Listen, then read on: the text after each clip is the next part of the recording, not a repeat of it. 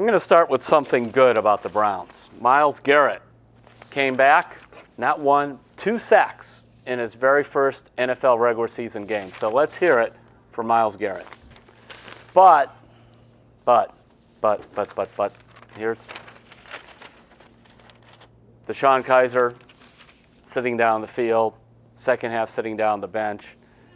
Yes, we are back to Browns and quarterbacks. The discussion that never ends, the eternal question. In fact, a nice little slinky dog here, and this is not to make fun of any Browns quarterback. It is to say how it just seems like quarterback after quarterback bounces in and out. This is your turn, this is your turn.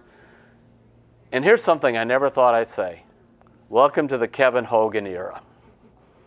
And I have to apologize to some fans. There weren't a lot of them, but over the last year and a half, I would get these emails say, what about Kevin Hogan? I mean, basically, they were seeing the same thing. Quarterbacks bouncing in and out. Well, what about him? What about this kid from Stanford? Why don't they give him a shot?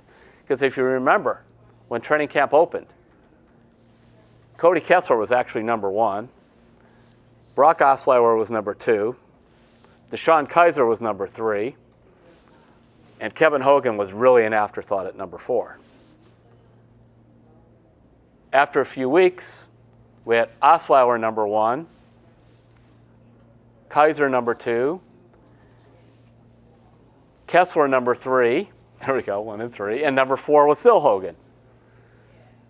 Then after some exhibition games were played, you talk about the whole deck, the whole slinky effect taken care of, where these were changing.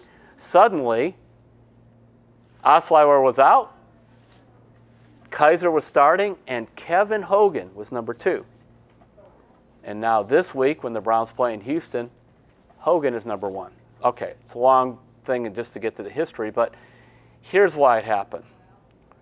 Deshone-Kizer, the fear that I had at the start of him struggling as a rookie quarterback, the reason I wanted Brock Osweiler to play was I just didn't think he was ready for what you're facing taking over a team that's 1-15. Well, you know, it happened, and basically things get worse and worse for Kizer. And it became then very evident that when Kevin Hogan was in the game, not that it was great, but the ball did move better. The offense played with more confidence. In fact, the other day, Hue-Jackson was kind of so shaken up on his record, he says, well, I'm like 1-30 or whatever it is. Actually, it's 1-20, but I think you get the point. He started being 1 in a million. He wants to at least win another game. So he's turned to Hogan, you know, let Kizer sit for a while. I'm okay with it. Of course, sometimes I feel like the slinky dog when it comes to quarterbacks because I don't know what they should do either. I'm bouncing over here, I'm over there. I wanted Osweiler, I wanted Kessler, I wanted this guy, I don't know.